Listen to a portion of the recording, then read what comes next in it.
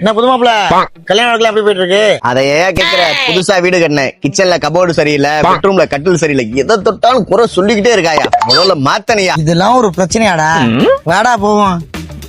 இவர் நம்ம ஃப்ரெண்டு புதுசா வீடு கட்டியிருக்காப்ல. நம்மளே இன்டீரியர் கன்ஸ்ட்ரக்ஷன் பிளானிங் எலிவேஷன் பண்றோமே, நம்மள்ட்டே கொடுத்துருக்கலாமே. அவனுக்கு தெரியாதுண்ணே.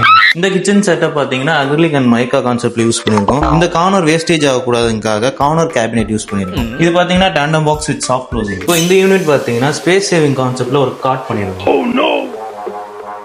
என்ன மாப்பிள்ள மாத்திருமா?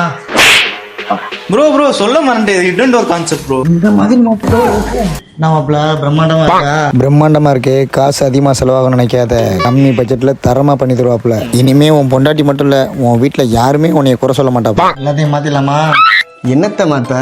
நீ என்ன சொன்ன? வீட்டுல உள்ள பொருளெல்லாம் மாத்தணும்னு. பொருள் எங்கடா சொன்ன? என் பொண்டாட்டியை மாத்தணும் சொன்னான்டா.